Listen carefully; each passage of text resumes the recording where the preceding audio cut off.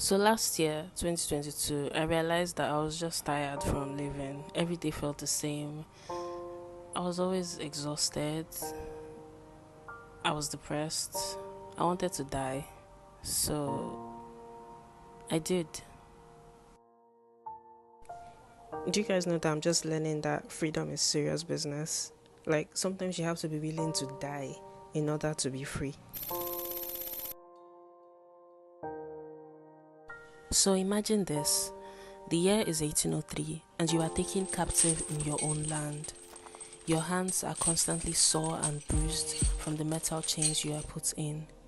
You are forced to walk and whipped mercilessly if you disobey.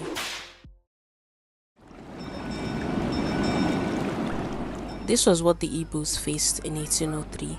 The white men bought them $100 each, packed them like sardine into their ship with the purpose of exporting them to the US so that they can work on their plantations.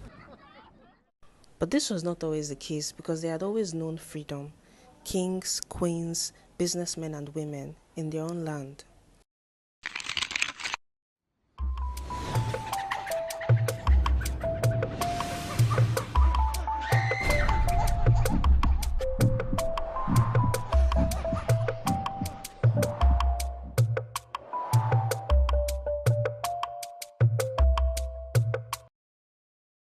It didn't make sense for them to be slaves because they were always free.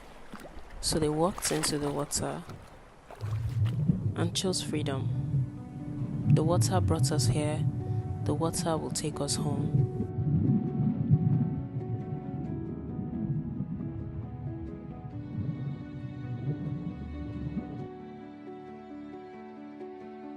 So earlier in the video I was telling you guys how, death was hungering me and I was suicidal and stuff like that. And the major reason why I felt that way was because I was a slave to my mind. Like my mind was like the one in charge of the whips and stuff. The more I guess started like being aware of myself, the more I realized that wait, this mind is not even like mine. Like this mind is the mind of everybody else. This mind is the mind of my parents, my friends, the society, what will people say. The past, the future is not even my own. And all of these things that they are the ones that the Oga, they are the ones that I'm enslaved to. Realizing that is like sobering. I'm not being dramatic when I said that I had to die. It's not for the effect of it, like dead ass.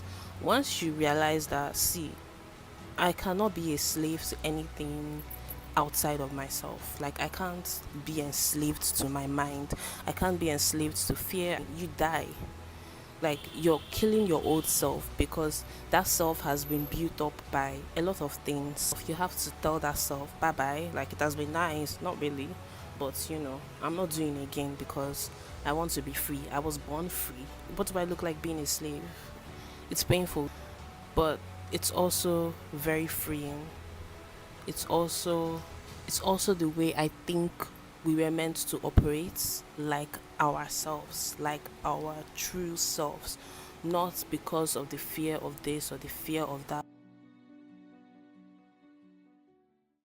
You say you weren't frightened, and yet to be arrested in Montgomery, especially on a charge in which you are challenging the whole system of segregation, could be a pretty frightening thing. It could even lead to a certain amount of physical brutality, couldn't it? That's possible. It could have. But this didn't bother you. No, it didn't. And a lot of people, of course, feel quite ashamed at the disgrace of being arrested. Apparently, you didn't feel there was any disgrace involved in this one. No, not in this one.